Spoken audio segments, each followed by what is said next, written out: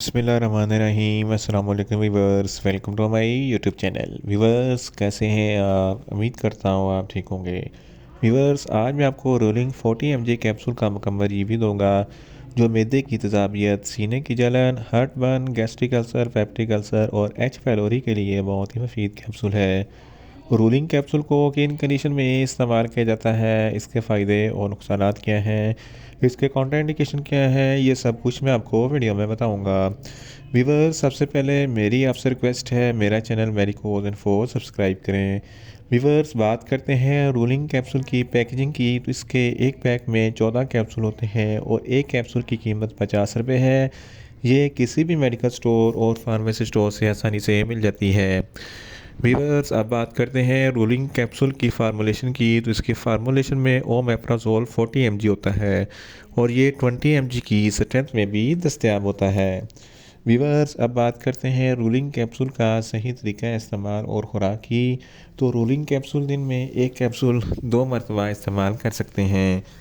Capsule को खाना खाने से पहले इस्तेमाल करें तो आपको अफेक्टिव रिज़ल्ट मिलेंगे, या आप अपनी कंडीशन या डॉक्टर की हिदायत के मुताबिक भी इस्तेमाल कर सकते हैं।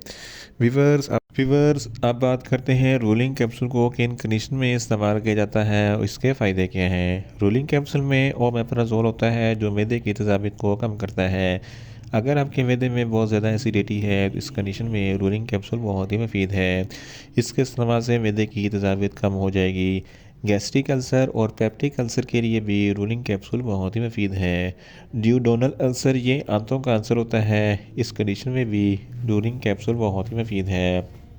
एच पैलोरी एक बैक्टीरिया है जिसकी वजह से मैदे में इन्फेक्शन हो जाता है और ज़ख्म बन जाते हैं। इस कंडीशन में भी रूलिंग कैप्सूल बहुत ही मुफीद है। इसके अलावा मैदे के अल्सर के लिए भी रूलिंग कैप्सूल बहुत ही मुफीद है। अगर आप बहुत ज़्यादा स्पाइसी फूड खाते हैं तो स्पाइसी फूड खाने के फ़ौरन बाद रोलिंग कैप्सूल का इस्तेमाल ज़रूर करें ताकि आपके मैदे में ज़्यादा तेज़ाबियत पैदा ना हो।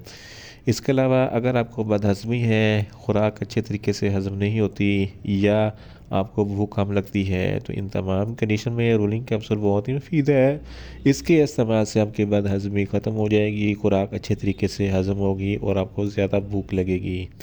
इन शॉर्ट, रोलिंग कैप्सूल मैदे की तेज़ाबियत, सीने की जलन, heart burn, gastric ulcer, peptic ulcer और एच पैलोरी के लिए बहुत ही मुफीद कैप्सूल है। व्यूअर्स, अब बात करते हैं रोलिंग कैप्सूल के नुकसानात की, तो रोलिंग कैप्सूल के कोई नुकसानात नहीं हैं, ये सेफ़ टू यूज़ है, मगर ओवरडोज लेने से कुछ मामूली से नुकसानात हो सकते हैं। न्यूज़िया हो सकता है, वॉमिटिंग हो सकती है, डायरिया हो सकता है, मुंह खुश्क हो सकता है और चक्कर आ सकते हैं।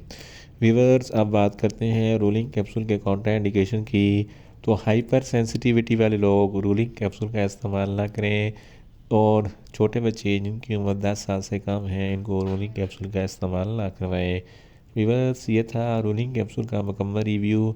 उम्मीद करता हूँ मेरी ये वीडियो आपको अच्छी लगेगी। मेरी वीडियो को ज़्यादा से ज़्यादा लाइक करें, शेयर करें और कमेंट्स करें, और मेडिसिन के मतलब इन्फॉर्मेटिव वीडियो के लिए मेरा चैनल मेडिकोज इन्फो सब्सक्राइब करें।